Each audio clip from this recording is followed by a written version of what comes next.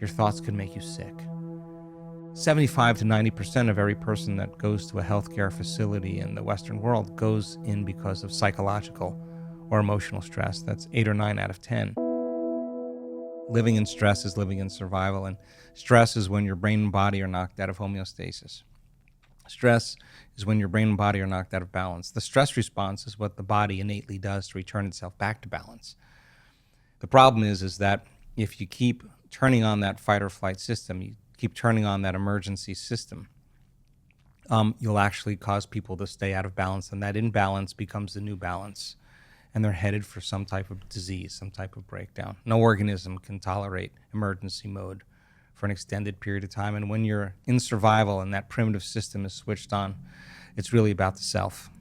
When you're in survival, you have to take care of yourself. So the emotions of anger and hostility and aggression and competition and frustration and resentment and envy and jealousy and insecurity and fear and anxiety and hopelessness and powerlessness and depression and pain and suffering, guilt and shame are all derived from the hormones of stress, and psychology calls them normal human states of consciousness. Those are altered states of consciousness.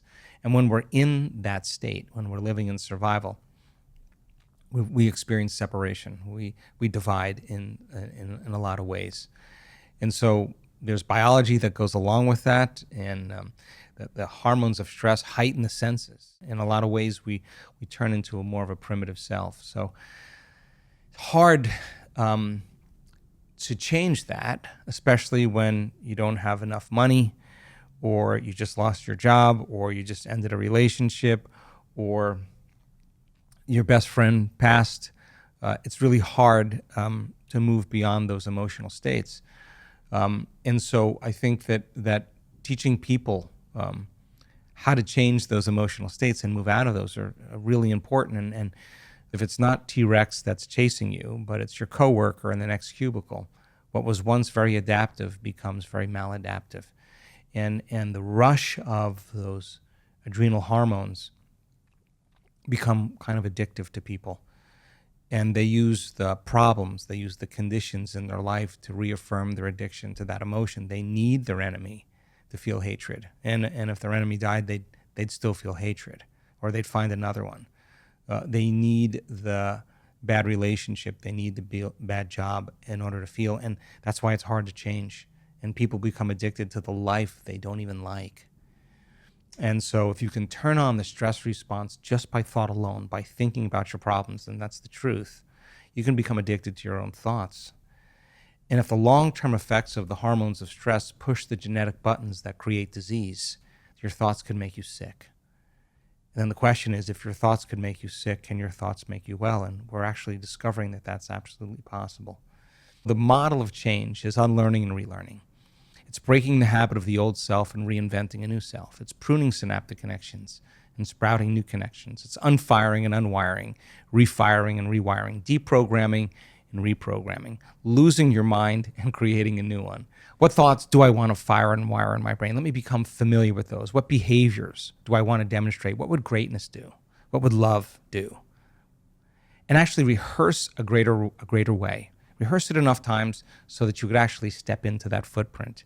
Teach your body emotionally that there's another way to feel, and do it over and over again. It'll become familiar to you. Turns out if you teach people how to do that, in 7 days you can see very profound biological changes if they immerse themselves into the experience. And what do those biological changes look like? And there are dramatic changes in the way their brain works, very significant changes. Some of them are really outstanding changes. We teach people how to create more heart coherence. When you feel anger, when you feel frustration, when you feel impatience, when you feel resentment, your heart beats out of order. When you feel gratitude, when you have kindness and care, when you feel love for life, your heart beats in a more orderly fashion. You can actually train somebody to get good at feeling that way. And we use that, and we see people at the end of 7 days be able to regulate their heart much better. And it's a function of really how soon or how slow we age. We take blood and we measure 2,882 different metabolites in a person's blood.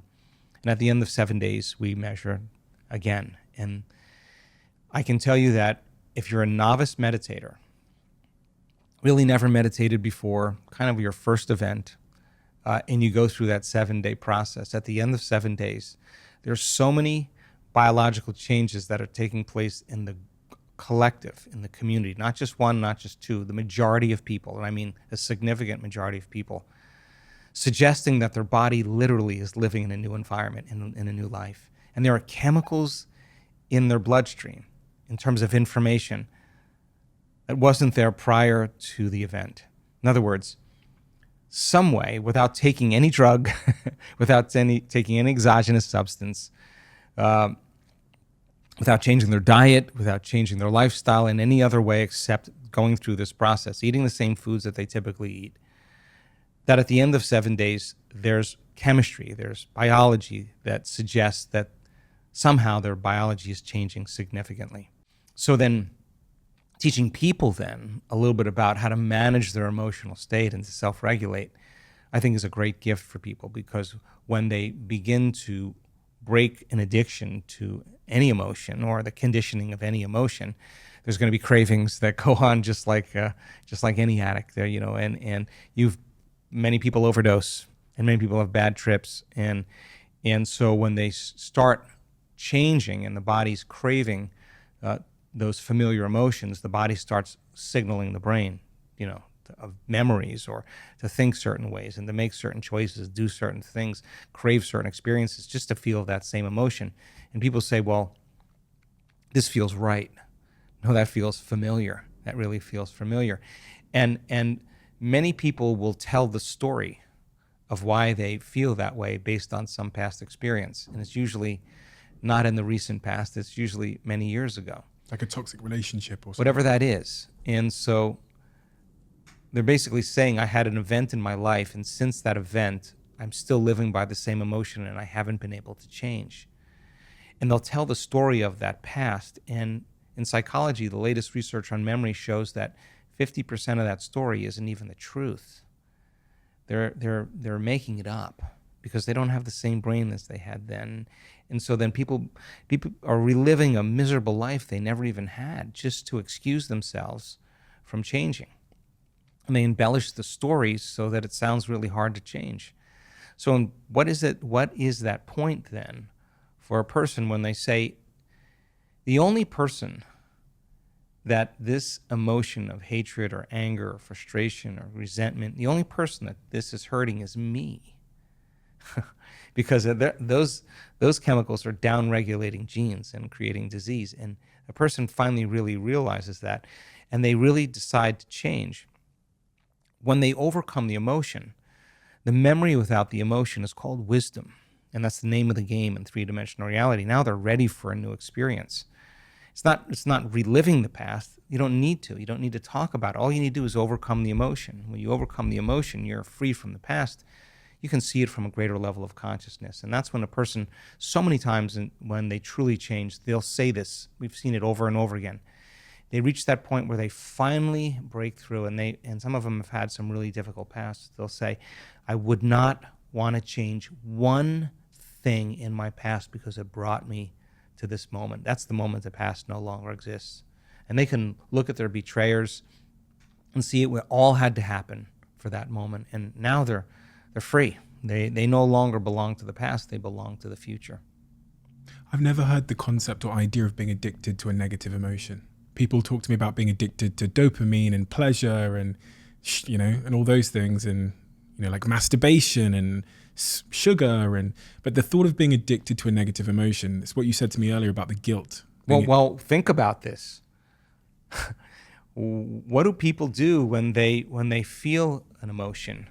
What do? They rely on something outside of them to make that emotion go away. So whether it's the masturbation or the pornography or the gambling or the shopping or the sugar or the whatever, it's all because they're trying to make that feeling go away, and they're using something outside of them. So then there is some emotion that the person is regulating. That's why they're doing that. They're doing that, right? So change the emotional state, and it makes sense then the need to do it diminishes. Which doesn't seem to be very easy to do. Change my emotional state. Well, again, I think if you understood what you were doing and why you were doing it, just like learning anything, if you understood a formula, I think it wouldn't be as hard as you think it is. I mean, because there is a way to change. Our research is pretty outstanding because there's not a whole lot of drugs that are as effective.